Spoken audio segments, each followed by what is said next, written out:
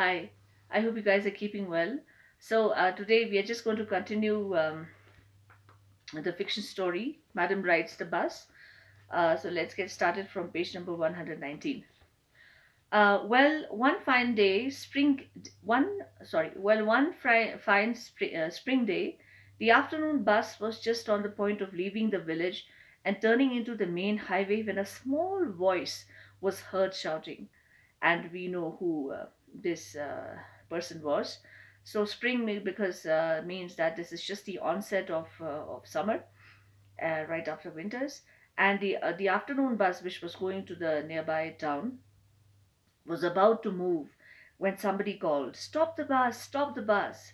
You can see there's an exclamation mark, so there's a lot of emotion, and a tiny hand was raised commandingly. She was raising her hand with a lot of command. Command means she was as if she was ordering that the bus has to be stopped. The bus slowed down to a crawl. Crawling is when you're basically crawling is referred to the movement of snakes and lizards.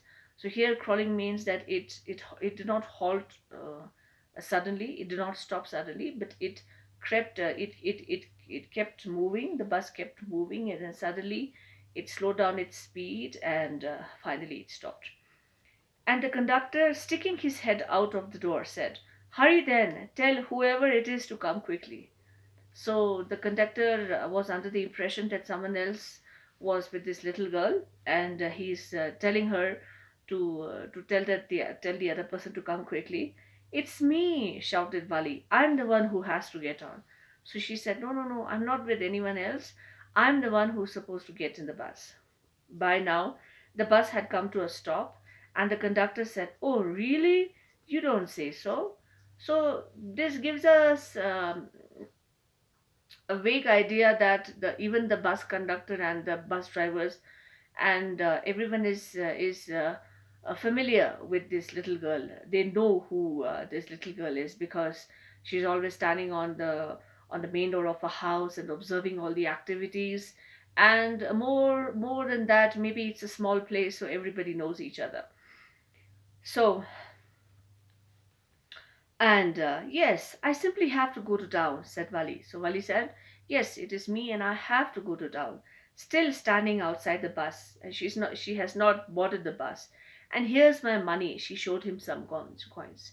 Remember, the bus fare was 30 paisa for one way. So in totality, she had to pay 60 because she was coming back also. "Okay, okay, but first you must get on the bus." So the conductor is saying, "Yes, if you want to go to the nearby town, you have to board the bus," said the conductor, and he stretched out a hand to help her. Usually these big buses are quite high to climb on. So, and because Bali was very tiny, very small, so he offered to help. "Never mind," she said, "I can get on by myself. You don't have to help me." Young children are quite precautious. They act quite more than their actual age. So she's trying to say that you don't have to help. I'm quite independent. The conductor was a jolly sort, fond of joking. He had a very good sense of humor. "Oh, please don't be angry with me, my fine madam," he said. So he's teasing Wali that, "Oh, please don't be angry with me. Here, have a seat right up there in front. Everybody move aside, please. Make way for madam." So they are making fun. The conductor is making fun of Wali, and he's like, "Please make way because she's sitting in the front seat." It was the slack time of the day. That means it was not a very busy time of the day, probably because it was afternoon and usually buses are taken in the mornings and evenings during the rush hours when people go to work or come back from work.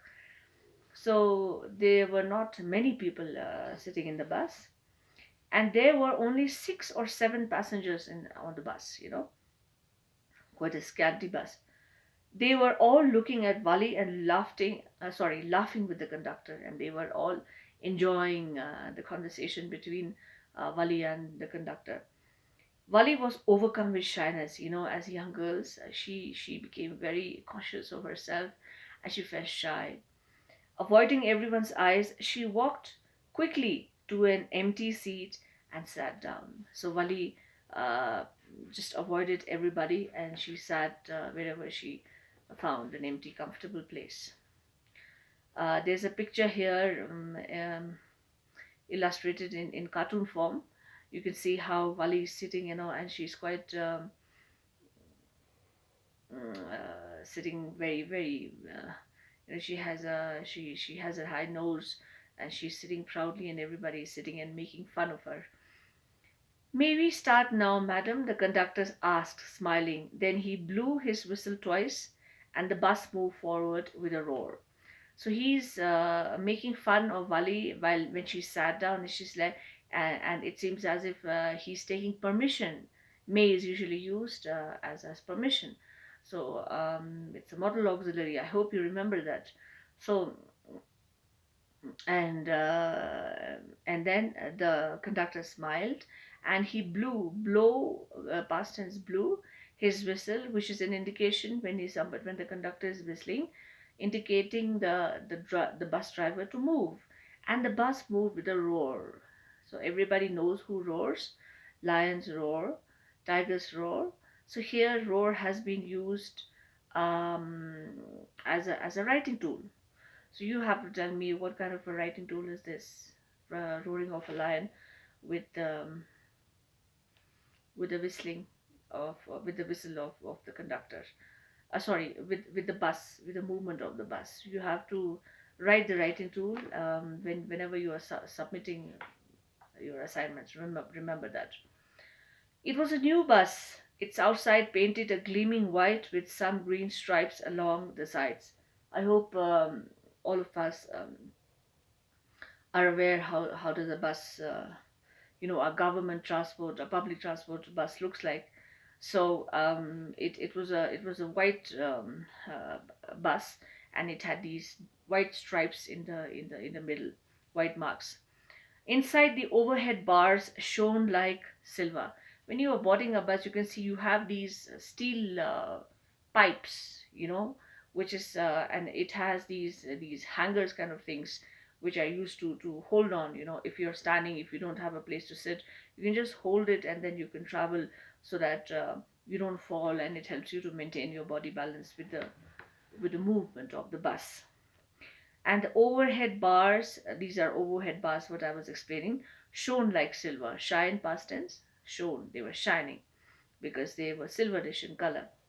Directly in front of Wali, above the windshield, there was a beautiful clock. The seats were soft and luxurious. So she was basically observing all the things which were in the bus, and she's observing the indoor, the decoration of the bus.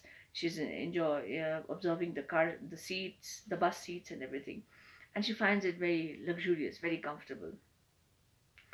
Wali devoured everything with her eyes. Again, this is devouring usually means when you're trying to consume, when you're trying to eat something as much as possible. Here, devouring means she's trying to look at all the things as much as possible, with her eyes.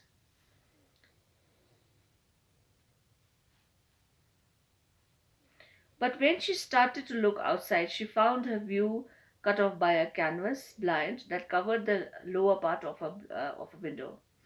So when Bali is trying to look outside, now she has seen enough of the bus and the interiors. She wants to enjoy the scenery, the beauty while she's sitting in the bus. She found view cut off by a canvas blind. There was a curtain. Blind is nothing but a curved curtain made of canvas. Canvas is the hard material which is usually used as how do I put it? It's almost like a waterproof mat, and it is made of tarpaulin that covered the lower part of her window. So she stood up on the seat and peered over the blind. So she stood on the seat and she's trying to look outside, trying to view the beauty outside. The bus was now going along the bank of a canal. Canal is nothing but a very not a very big, I should say, but it's not a big river, but it's a considerable um, width of it has a width of a little more than a river. Basically it's a passage for the water to go through for irrigation, and other purposes. So it's almost like a small river. The road was very narrow, and it was not a very wide road. And on one side there was the canal, and beyond it palm trees. Palm is a kind of a fruit. It's a plum tree, and grassland. So you had green grasses, lush green grasses, distant mountains. Wali could observe these big mountains in far away, and the blue sky. See that you can see that the author is emphasizing on the fact that the sky is very blue, which means that it's a very sunny day. It's a beautiful day. On the other side was a deep ditch. There was a shallow um,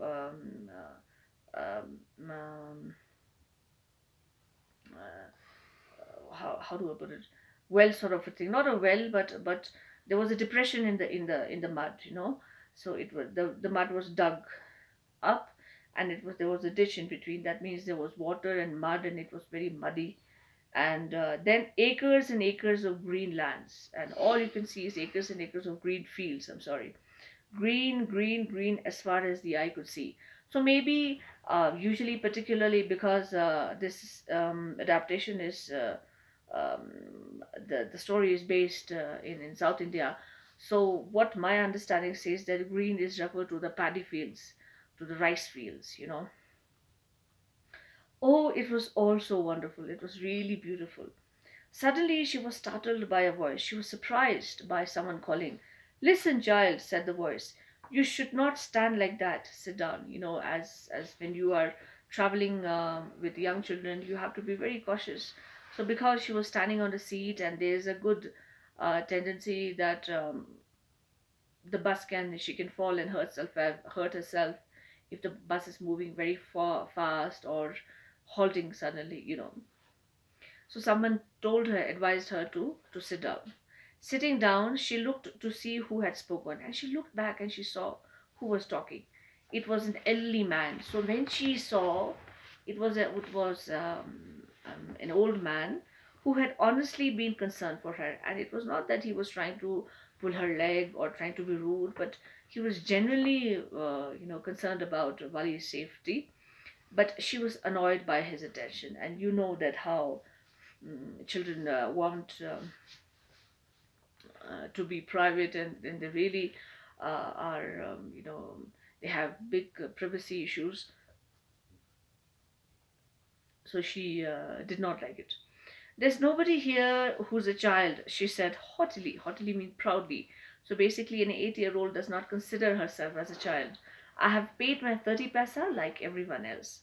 So she's trying to say that I'm not a baby, I'm not a young girl, and because I have paid the same amount as this old man has paid, so she's not a young girl. The conductor chimed in. "Oh, sir, but this is a very grown up madam."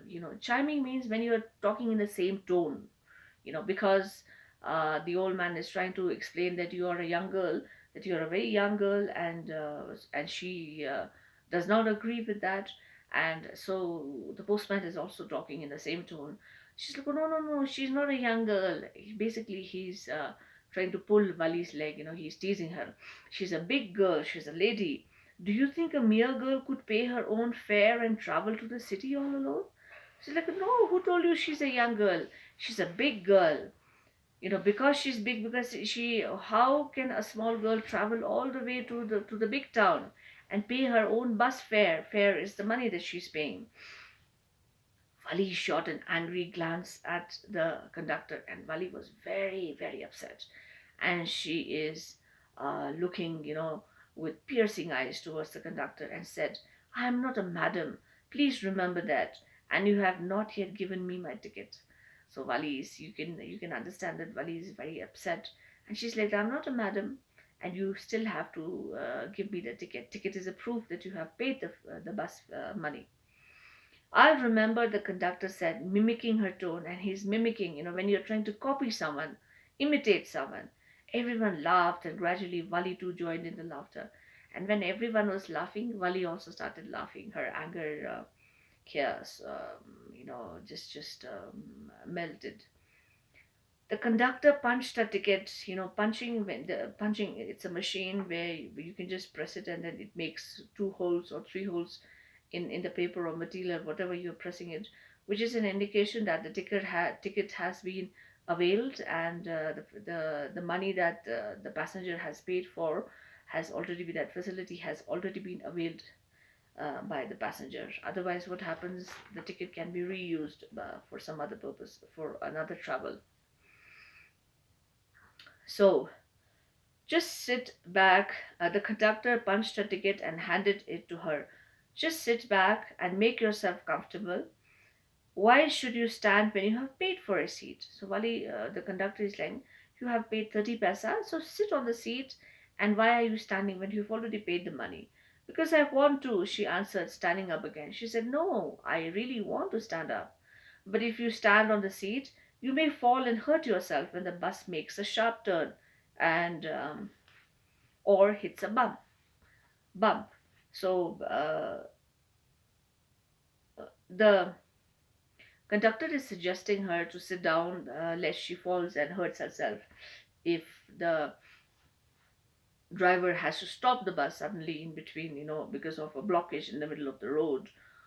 That's why we want you to sit down, child. And he's trying to explain in a very casual and friendly way that that is why, because they're concerned about Wali's safety and well-being. That is why they're suggesting, everyone is suggesting that Wali should sit down. I'm not a child, I tell you, she said irritably. I'm 8 years old. And she's repeating that I'm not a baby, I'm 8 years old. Of course, how stupid of me, 8 years old, my. And then the conductor is repeating the same thing.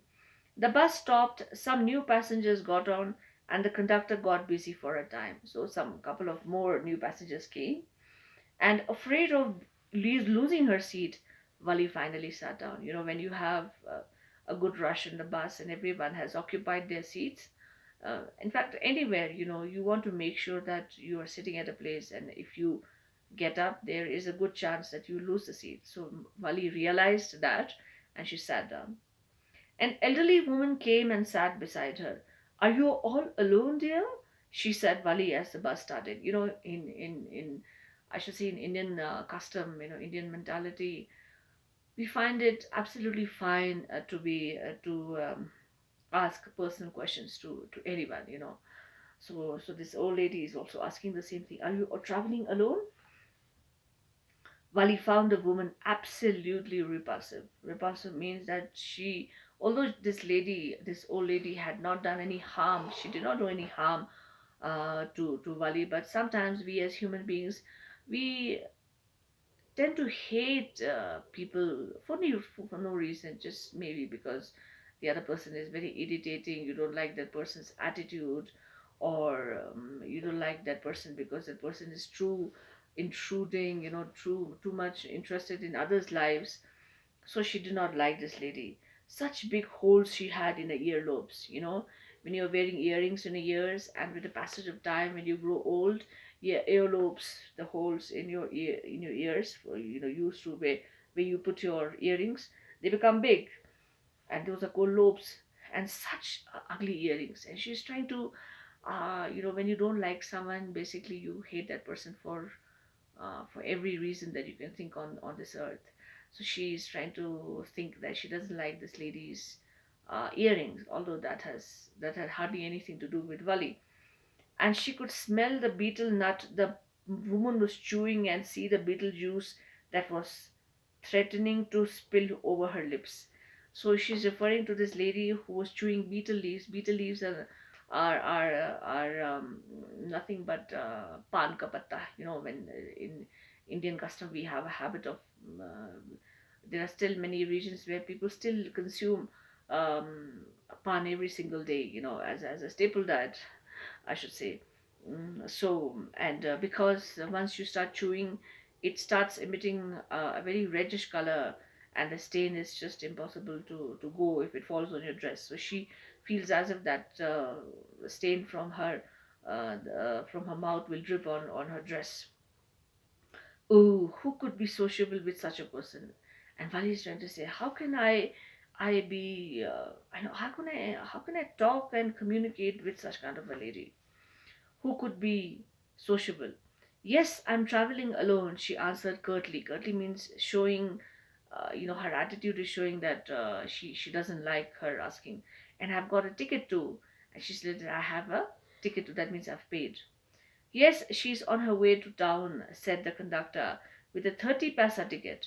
Oh, why don't you mind your own business, said Vali, but she laughed all the same, and the conductor laughed too. So basically, everyone is, they're used to pull Vali's leg because she has paid the money for the travel. But the old woman went on with her drivel, that same um, nonsense means something that doesn't really make sense. Is it proper for such a young person to travel alone? She's like, is it okay for such a young girl, such a young child to travel alone? Do you know exactly where you're going in town? What is the street? What is the house number? So n number of questions, and Vali is really getting on her nerves. You need not bother about me. I can take care of myself, Vali said, turning her face towards the window and staring out. So she's really very upset and irritated. And she's like, please don't be bothered about me. And she started looking. Staring means when you're looking at something continuously. She's looking outside the window. So this is the end, and then we'll continue with the third part. There are four questions, and we'll discuss the questions. So this today we are going to do it till here.